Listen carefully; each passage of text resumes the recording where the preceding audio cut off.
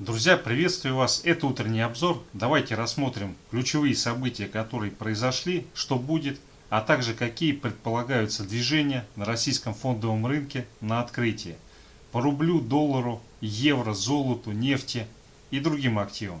Так, ну вот Соединенные Штаты, там вроде бы завершилась эпопея, которая касалась выборов президента.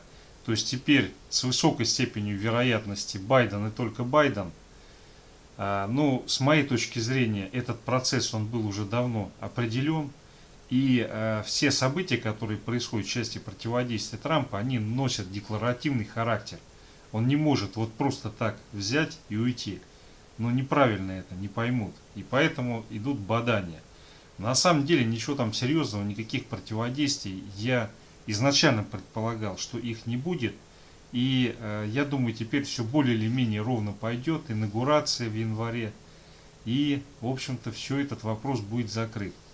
Поскольку в понедельник вопрос решился, теперь на повестке дня стоит согласование стимулирующих мер. То есть то, что никак не могли договориться республиканцы и демократы. Я думаю, достаточно высока вероятность, что до заседания ФРС, объявления результатов в четверг, будет решен вопрос со стимулирующими мерами.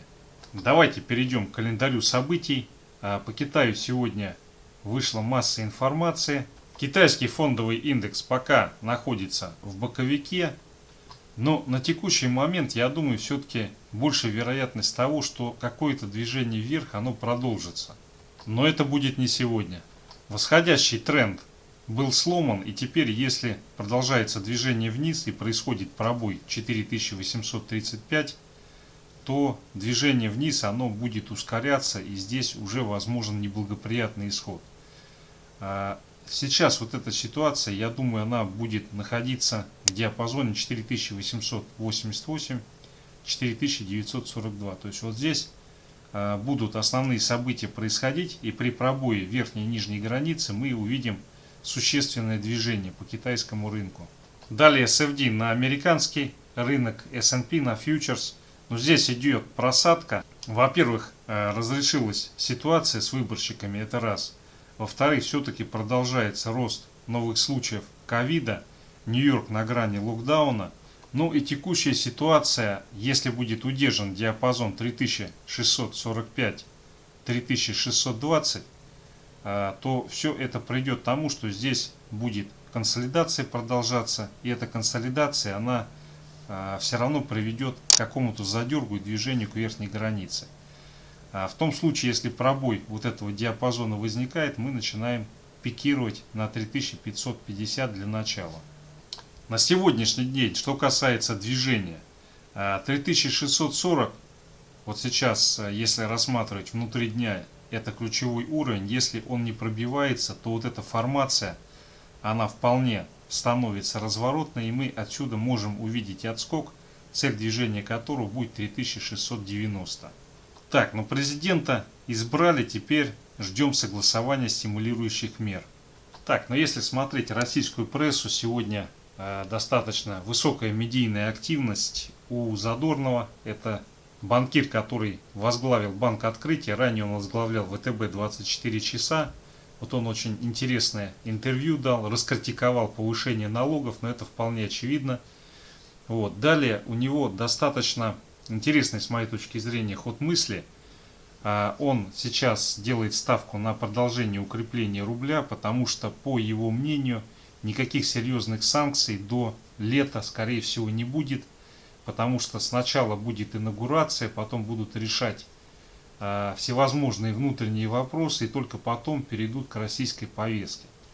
Но, на мой взгляд, это достаточно оптимистично. Я так думаю, где-то в апреле, а может быть и в марте, к российской теме серьезно вернуться. Вот. Ну, надеюсь, я ошибаюсь, и он прав, и действительно решение вопросов, которые будут затрагивать Россию, они отложатся до лета. И никаких серьезных проблем в плане санкций в обозримом будущем не будет, только заявление. Судя по медийной активности, возможно, идут какие-то перестановки, пертурбации в обозримом будущем в Центробанке. На этой неделе заседание Центробанка обычно всегда с каким-то небольшим лагом в несколько дней после ФРС проходит. Ну и вот Задорнов делает ставку на то, что рубль будет укрепляться, если никаких санкционных рисков не раскроется. А раскрытие санкционных рисков, по его мнению, до лета маловероятно. Но у меня на этот счет немножко иная точка зрения, я ее неоднократно озвучивал. Так, ну и на этой неделе на заседании ЦБ большинство экономистов склоняется к тому, что ставка сохранится на уровне 4,25%. Я думаю, это весьма вероятный сценарий, кроме тех случаев, когда на этой неделе пробьется очередное дно по росту цен потребительских. Если на этот счет еще будут заявления, то возможно, что все-таки ЦБ перейдет к тому, что будет ставку срезать на 0,25%. Так, ну вот еще немножко возвращаясь к Китаю. Сегодня Китай еще опубликовал по объему розничных продаж потребительских товаров. И по сравнению с 2019 годом произошло падение на 5%.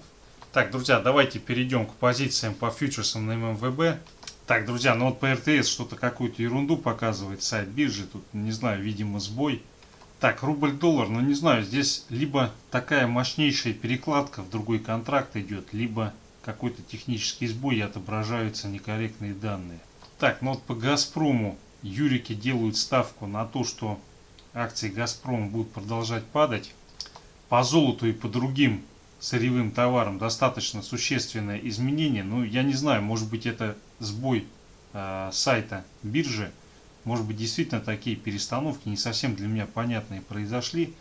Возможно, либо перекладка идет в новые контракты, либо что-то не то с работом сайта биржи. Так, давайте перейдем к графикам. Так, нефть Brent, часовой таймфрейм. Соответственно, на текущий момент времени, если будет удержан уровень 49,6-49,5, если не пойдет вот это движение с пробоем диапазона 49,7-49,6, даже вот такой диапазон, то, соответственно, здесь у нас возникает разворотная формация, и отсюда пойдет отскок, первая цель которого 50,35, и потом, соответственно, движение на 50,6. Если пробой этого диапазона сейчас возникнет, то мы пойдем тестить 49,1, 49. Я думаю, вот эта ситуация, она определится в 10 или в 11 часов по Москве, если закрытие часа будет выше уровня 50,1. Так, далее золото, 4-часовой таймфрейм. Ну, здесь смотрите, проторговка, которая вот в этом диапазоне 1830-1825, она должна была быть побольше.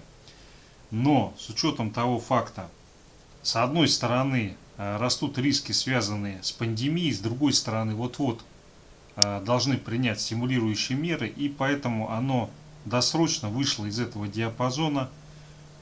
Первую цель 1842-1845 оно отработало. Соответственно, если будет удержание выше 1837, то сегодня у нас цель движения — это тестирование и пробой 1850. Сейчас движение продолжается на 1850, чтобы его потестить и здесь закрепиться. Если здесь возникает закрепление, то сегодня уже увидим движение на 1860. Критерий того, что это не произойдет — коррекционные откаты, пробитие 1837-1835. Хотя на текущий момент, я думаю, больше вероятность движения наверх. Так, далее рубль-доллар, USD Tomorrow, дневной таймфрейм. Но здесь на дневках у нас в чистом виде разворот. Соответственно, такие развороты, они приводят к тому, что траектория движения в данном случае, она будет возврат на 75,9-76. Правда, Задорнов прогнозирует, что продолжится укрепление рубля до конца года при отсутствии санкционных рисков. Но я думаю, здесь в большей степени, помимо санкционных рисков, которые действительно на текущий момент в основном сводятся к каким-то различным реляциям, это цена на нефть. Текущая цена на нефть, она, как показало вот это все движение, она соответствует диапазону рубль-доллар от 73,3 до 74,1. Вот, соответственно, пробой 74,1 и закрепление выше этого диапазона, оно придет к тому, что развивается движение, и цель этого движения 75,8, 76, вот сюда вот, в эту область. Переходя к 4-часовому таймфрейму, здесь у нас ситуация следующая, что вот эта фаза движения на ослабление рубля, она себя исчерпала.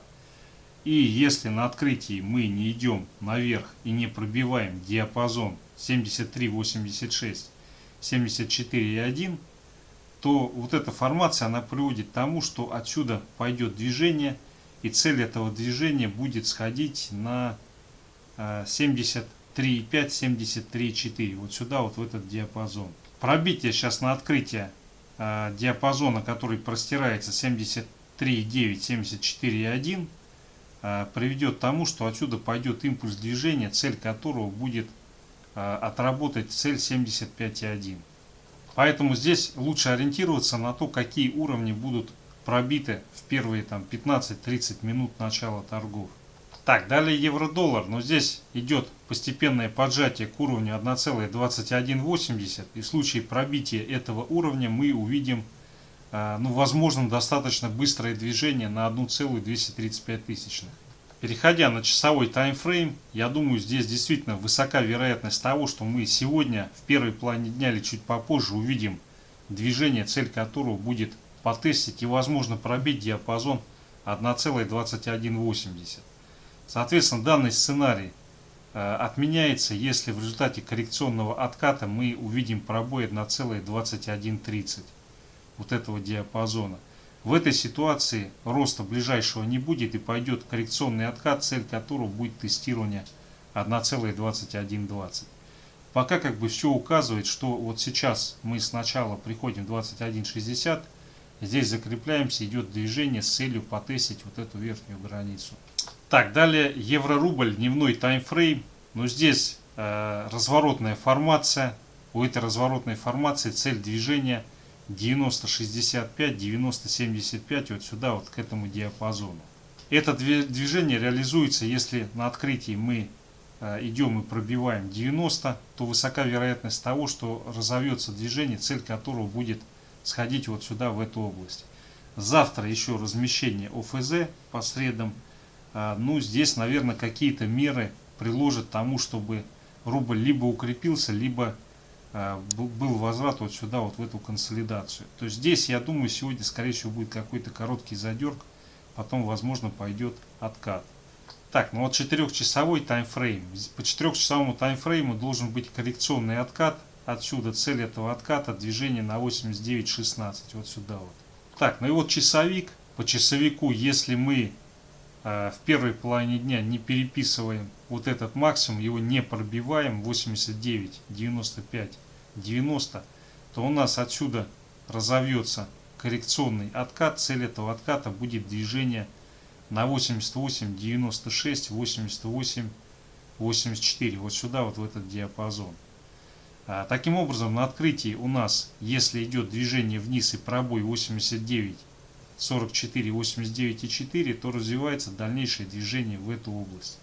Если этого пробоя не будет, мы остаемся здесь торговаться, и сегодня в течение дня тогда переписываем вот этот максимум и уходим к тем целям, которые рассмотрели на более серьезных таймфреймах. Так, друзья, это все. Спасибо за внимание.